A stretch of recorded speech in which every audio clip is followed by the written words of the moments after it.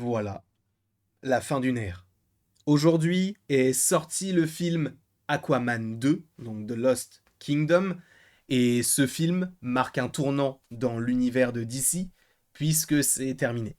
Non pas l'univers de DC, mais le DCU ou DCEU, donc ce qui avait été débuté il y a aujourd'hui 10 ans avec Man of Steel, est aujourd'hui terminé. Vous n'êtes pas sans savoir que James Gunn a été engagé du côté de Warner Bros. Et donc du côté de DC afin de créer son univers avec le DC Studios, ses séries, son film Superman Legacy, Peacemaker, Waller, bref, plein de choses vont arriver du côté de Warner Bros. Mais pour l'instant, c'est terminé. Et j'aimerais revenir, alors pas film après film, mais j'aimerais revenir sur toute cette décennie, puisque oui, le premier film de DC, du DCU ou DCEU, c'était Man of Steel. Et Man of Steel, je trouve que c'est un film qui est bien trop sous-estimé. Vraiment, je le trouve incroyable. Alors, je l'ai préféré sur la première partie, le côté où on découvre véritablement son origin story, l'aspect même avec Krypton hyper intéressant, mais là où donc tu as les Kryptoniens et notamment Zod qui arrivent sur Terre, c'est là où ça a commencé à un petit peu partir en cacahuète selon moi avec des immeubles qui sont détruits. Je comprends qu'on veuille montrer la monstruosité des combats, mais bon. Donc on a eu une trilogie, Snyder, on en pense ce qu'on veut, mais c'était génial. À mon sens, c'était génial. J'ai vu le film Man of Steel, je vais tout vous dire, parce qu'on est là aussi, c'est une sorte de, pas de vidéo hommage à cet univers, puisque bon, voilà, mais juste aussi d'avoir mon point de vue sur cet univers-là. Mais j'ai vu Man of Steel dans des conditions très particulières, puisqu'il était sorti en 2013, je l'ai vu genre en 2014 ou 2015 quand il était disponible sur Canal+, et je l'ai vu notamment avec mes cousins. Bref, j'étais pas forcément totalement dans le film, puisque moi j'étais plus côté Marvel, mais force est de constater qu'au fur et à mesure des années, j'ai pu avoir l'occasion de le revoir, et il était incroyable. Vraiment incroyable. S'en est suivi alors Batman contre Superman, l'aube de la justice, qui pour moi est actuellement le meilleur film de cet univers. Parce que oui, j'entends qu'il y ait pas mal de critiques sur Ben Affleck. Je l'entends.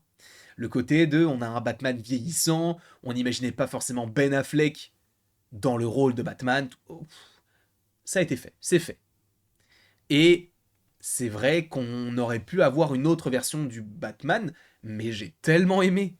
Ce n'est pas le meilleur, et c'est vrai qu'au tout début, et je pense que vous pouvez notamment retrouver des vidéos sur la chaîne, où je disais que, bah en fait, je n'aime pas le Batfleck. Alors que, plus je vieillis, et plus je me dis, bah en vrai, si, c'était très très bon. Et ça a vraiment commencé, je pense, je pense que ça a commencé en 2019-2020, où je me suis dit, ah ouais, là je vais... Viens, je me remate les deux premiers films, donc Man of Steel et Batman contre Superman, avec possiblement du coup un autre prisme. Il y avait de plus en plus de films de super-héros, on commençait d'autant plus à devenir un petit peu plus critique sur certains aspects. Viens, je les remate. Je les ai rematés, mon dieu, mais quel plaisir. Man of Steel, j'aime beaucoup, mais pour moi, Batman contre Superman est incroyable.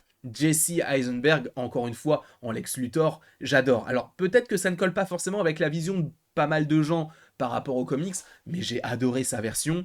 Euh, Même dans la volonté de Snyder de développer son propre univers avec, dès ce film-là, Wonder Woman qui apparaît, un teasing d'Aquaman, un teasing de Flash, je trouvais ça génial.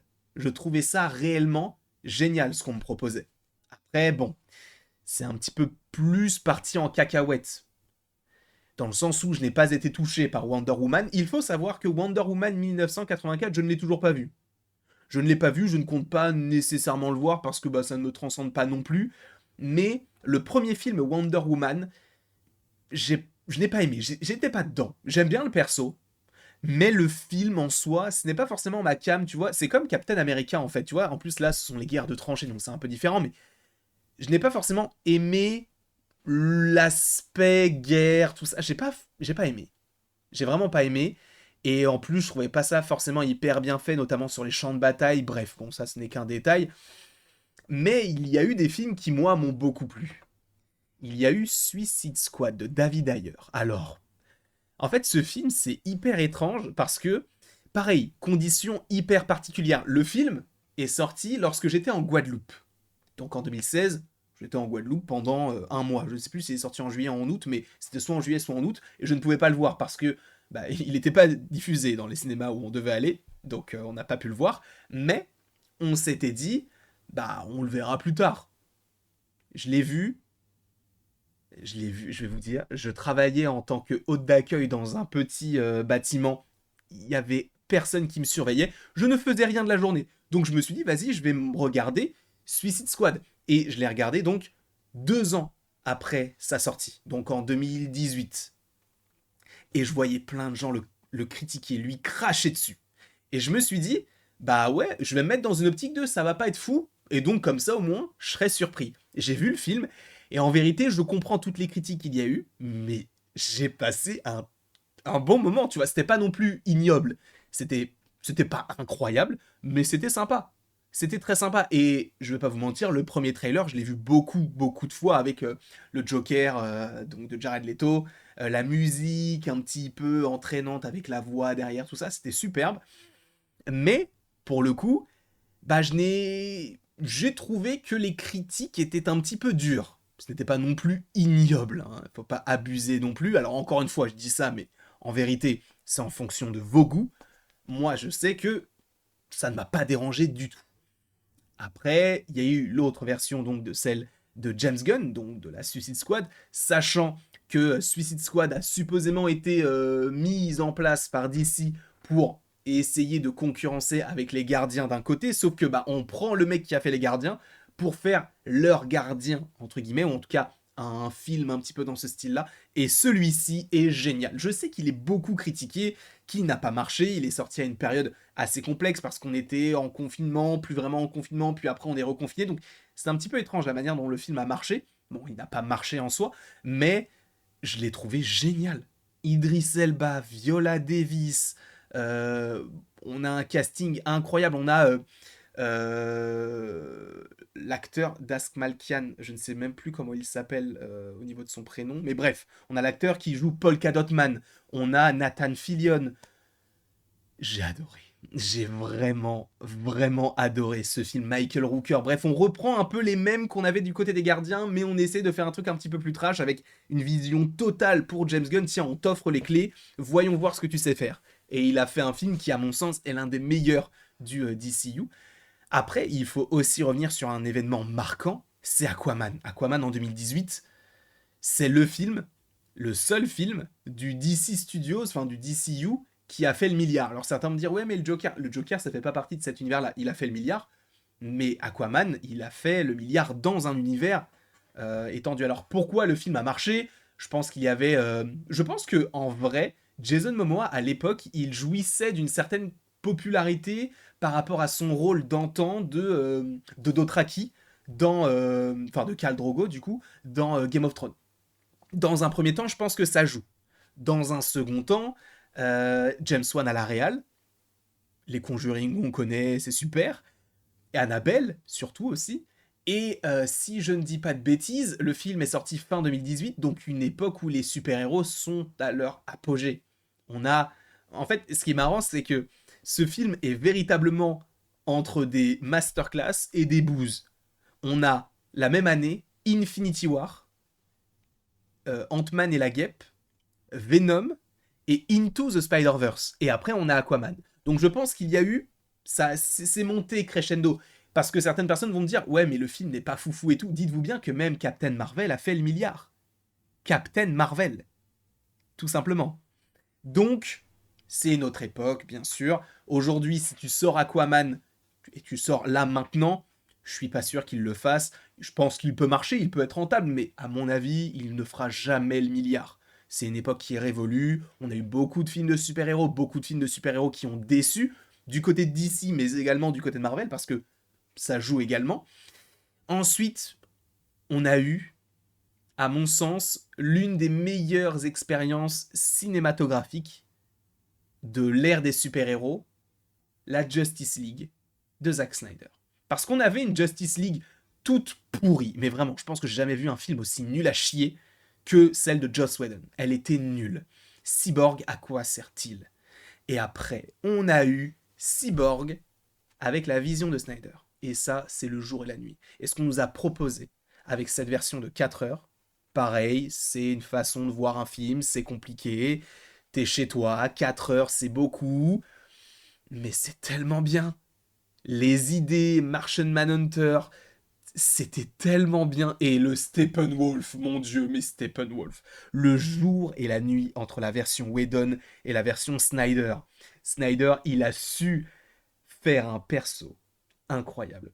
Parce que le truc de Steppenwolf, c'est un serviteur de Darkseid, c'est ce qui est évoqué avec Joss Whedon, on va pas plus loin. Mais avec Snyder, on te dit oui, c'est un serviteur de Darkseid, mais pourquoi est-ce qu'il le sert? Parce que justement, il doit, entre guillemets, remplir son contrat de j'ai fauté, maintenant je te dois, je sais plus combien, 1000 planètes ou un truc comme ça. Et comme par hasard, sur la planète, on trouve l'équation anti. Je ne sais même plus comment ça s'appelle. J'allais dire anti-gravité, mais c'est pas ça. Bref, il y a une équation sur la Terre, et du coup, c'est pour ça que les terriens vont aller. Enfin, les terriens, qu'est-ce que je dis?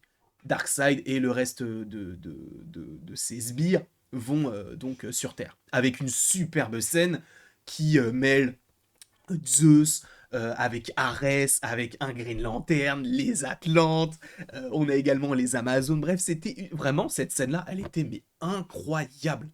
Vraiment. Tout le film était génial. Et ensuite, à mon sens, ça s'est perdu. Parce que depuis ce film-là, on a eu que des bouses. On a eu Shazam 2, on a eu The Flash, on a eu Blue Beetle qui s'en est un peu sorti, c'est pas incroyable, c'est pas un mauvais film. Et là, on a eu Aquaman 2 que j'ai vu, je ne vous ferai pas de critique, vous en aurez plein de créateurs de contenu qui vous en parleront. Juste moi, je l'ai trouvé osef total, enfin c'est pas fou du tout. Et ok, là aujourd'hui on part sur un nouveau cycle. Est-ce que ce cycle va nous plaire? Est-ce que on va revenir sur quelque chose de plus indépendant? Je ne sais pas. En tout cas, de ce que je vois, j'ai l'impression que même ceux qui étaient un peu plus réticents sur l'arrivée de James Gunn commencent à se dire ok, j'attends de voir. Parce que on sent qu'il a lu des comics, que je n'ai pas lu, hein, je le précise hein, encore une fois, mais on sent qu'il veut rendre hommage à ce que lui a lu et au lecteur, mais aussi faire un film tout public qui pourra être pardon, compréhensible de la plupart des gens, comme moi, qui n'auront rien lu et qui veulent juste voir un film assez intéressant. Sachant, je le précise, que à partir de 2024, année full DC. Alors, pas en termes de film, hein, puisque je vous rappelle qu'il n'y a que Joker Folia 2 qui est censé sortir en octobre, mais personnellement, je vous ai mis en plus un petit message dans mon onglet communauté. Je vais essayer de regarder les séries de l'Arrowverse, les séries d'animation. Je vais essayer vraiment de me faire une petite culture à mon échelle. Hein. Je ne vais pas dire je suis un spécialiste Superman, je suis un spécialiste Green Lantern. Non, pas du tout. Je laisse Superman pour NCK ou pour Anto. Je laisse Green Lantern pour Comics Guardian, bien sûr. Mais j'ai envie véritablement de me plonger dans cet univers-là parce que je pense que je rate quand même beaucoup de choses. Même pas forcément pour vous faire du contenu, mais aussi pour moi, tu vois, de découvrir de nouveaux persos, de me dire ah mais j'aime bien l'écriture de ce personnage-là, tu vois, qu'est-ce que ça pourrait donner même en film et tout, mais sans pour autant en faire du contenu, juste à titre personnel. Donc, une page se tourne aujourd'hui, après 10 ans.